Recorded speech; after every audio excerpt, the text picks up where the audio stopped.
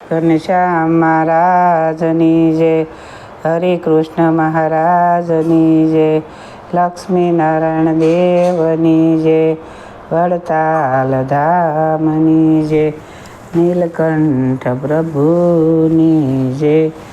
સ્વામિનારાયણ હરે, સ્વામિનારાયણ હરે.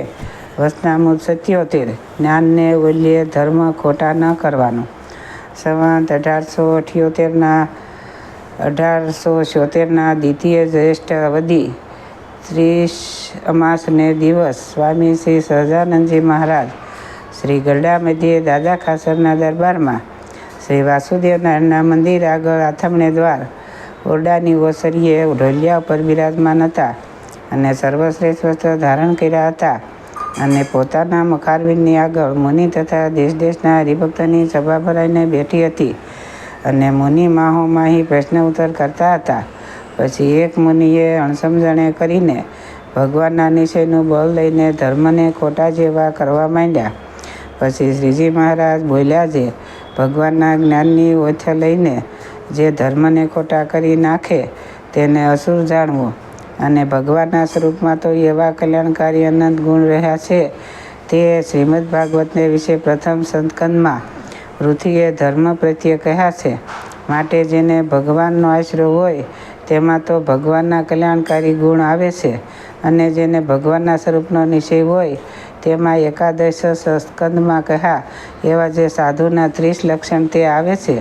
માટે જેમાં 30 લક્ષણ સંતના ન હોય તેને પૂરો સાધુ ન જાણવો અને જેને ભગવાનનો નિશ્ચય હોય તેના અહીંયામાં તો પ્રભુના કલ્યાણકારી ગુણ જરૂર આવે.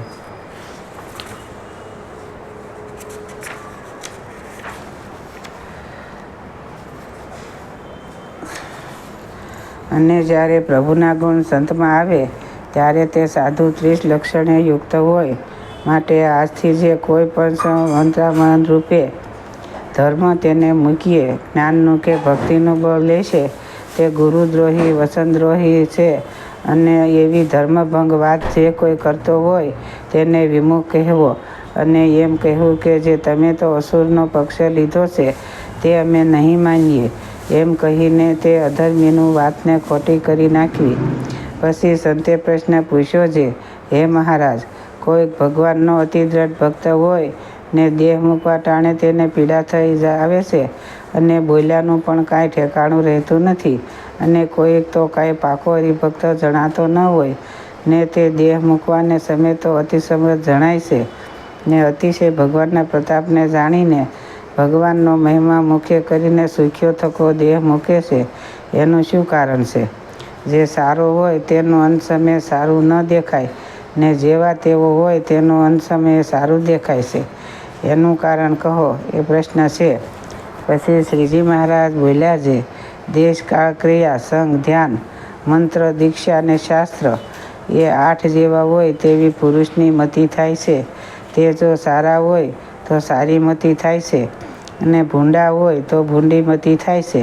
અને પુરુષના હૃદયને વિશે પરમેશ્વરની માયાના પ્રેર્યા થકા સારે યુગના ધર્મ વારાફરતી વર્તતા હોય તે જો અંત સમયે સતયુગનો ધર્મ આવી જાય તો મૃત્યુ બહુ શોભી ઉઠે અને તેત્રા અને દ્વાપરનો ધર્મ આવે તો તેથી થોડું શોભે અને કળીનો ધર્મ મૃત્યુ સામે આવે તેઓ અતિશય ભૂંડું દેખાય.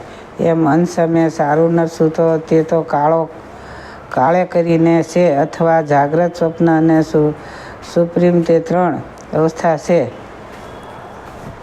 તેમાં જો અંત સમયે જાગ્રત અવસ્થા વર્તતી હોય તો પાપી હોય તે પણ બોલતા ચાલતા દેહ મૂકે છે અને અંત સમયે સ્વપ્ન અવસ્થા વર્તતી હોય તો જખ્યા જેવું કોઈ ન કોઈ બોલતો થકો ભગવાનનો ભક્ત હોય તો પણ દેહ મૂકે અને અંત સમયે સુષુમતી અથવા અવસ્થા પ્રધાન વર્તે તો ભગવાનની ભક્ત હોય અથવા વિમુખ હોય તો પણ ઘેનમાં ને ઘેનમાં રહીને દેહ મૂકે પણ સારું કે નરસું કાંઈ બોલાય નહીં અને અંતકાળે 3 અવસ્થા થકી પર અને બ્રહ્મરૂપ એવા પોતાના જીવાત્માને સાક્ષાત્કાર માનતો થકો જે દેહ મૂકે તે તો જેવી ઈશ્વરની સામર્થ્ય હોય તેવી સામર્થ્ય જણાવીને દેહ મૂકે છે અને એમ બ્રહ્મરૂપ થઈને તે સામર્થ્ય જણાવીને દેહ મૂકવો તે ભગવાનના ભક્તને જ થાય છે, પણ બીજા વિમુખ જીવને એમ થાય જ નહીં.